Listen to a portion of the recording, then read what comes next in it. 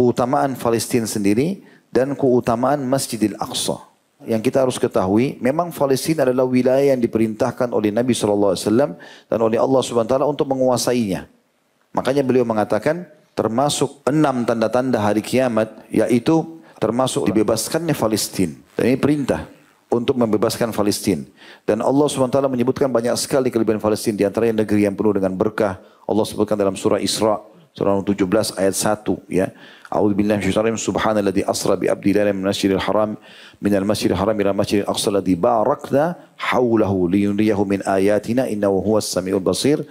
Segala puji bagi Allah yang telah memperjalankan hambanya Muhammad malam hari dari Masjidil Haram ke Masjidil Aqsa yang telah kami berkahi di sekitarnya.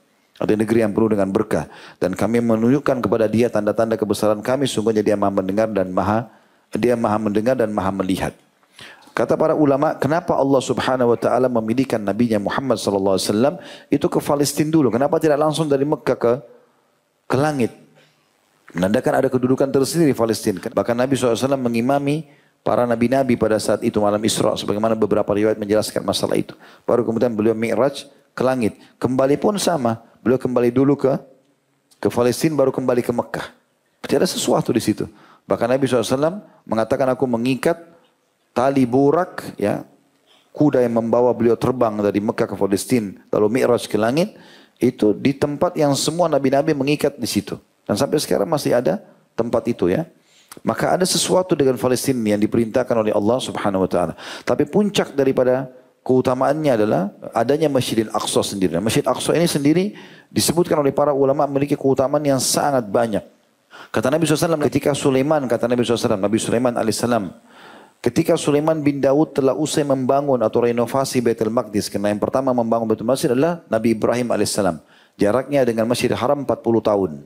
Memang dalam hadis sahih dikatakan, Nabi Ibrahim AS bangun Masjid Haram dulu, Ka'bah, 40 tahun setelahnya membangun Masjid Aqsa di Palestina. Maka Nabi Sulaiman datang merenovasi, karena ini cucu kesekian Nabi Ibrahim AS. Pada saat selesai merenovasi Baitul Maqdis, maka ia memohon kepada Allah 3 hal. Pertama, agar keputusannya sesuai dengan keputusan Allah. Jadi kalau Nabi Sulaiman berikan keputusan, maka beliau berharap, walaupun wahyu belum datang, maka apa yang beliau sampaikan, itu sesuai dengan yang Allah inginkan. Dan Allah kabulkan itu. Kemudian diberikan kerajaan yang tidak patut diberikan kepada siapapun setelah beliau. Dan agar siapa saja, itu yang kedua. Dan Allah sudah berikan. Dan yang ketiga adalah agar siapa saja yang mendatangi masjid ini atau Baitul Maqdis tidak menginginkan kecuali sholat di dalamnya, maka keluar dari dosanya seperti baru dilahirkan oleh ibunya. Jadi artinya teman-teman sekalian, sholat di Masjid Aqsa, sholat saja walaupun sunnah, tahiyat masjid, qobliyah, sholat duha, apalagi sholat wajib sama. Sholat saja 2 rakaat. Doanya Nabi Sulaiman dan Allah kabulkan agar begitu sholat seperti baru dilahirkan oleh ibunya. Kita tahu keutamaan ini didapatkan kalau orang haji. Makanya para sahabat semangat sekali untuk mengejar Palestina itu. Kemudian juga disebutkan di dalam hadis yang lain, saya pilihkan satu hadis lagi. Pilihlah negeri Syam itu. Kalau kalian mau tinggal, yang paling bagus tinggal di negeri Syam. Puncaknya Palestina. Karena kata Nabi SAW itu adalah negeri pilihan Allah di muka bumi.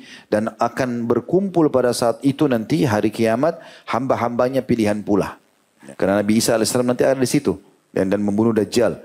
Bila kalian enggan, maksudnya tidak mau pilih Syam, maka pilihlah Yaman. Dan bertahanlah tinggal di 2 wilayah ini. Sesungguhnya aku telah diberikan kemenangan negeri Syam dan penduduknya. Tentu ada banyak hadis-hadis berhubungan dengan masalah itu, ya. Di antaranya ada hadis Maimunah radhiyallahu anha, dia mengatakan, ya Rasulullah, sampaikanlah kepada kami tentang keutamaan Baitul Maqdis. Maka kata Nabi SAW, pergilah ke sana karena dia sebaik-baik tempat untuk ibadah, gitu kan. Kata Maimunah, ya Rasulullah, kalau orang tidak mampu ke sana, bagaimana? Kata Nabi SAW, menyumbang, memberikan penerangan untuk Palestina, untuk Masjid Aqsa. Dan siapa yang memberikan penerangan, waktu itu menyumbang minyak zaman dulu orangnya, nanti dipakai untuk nerangin masjid, pakai sumbu, minyak zaitun biasanya lama sekali kalau menyala gitu. Kalau sekarang bahasa kita direnovasi, ikut menyumbang untuk renovasi, maka dia seperti sudah sholat di dalamnya.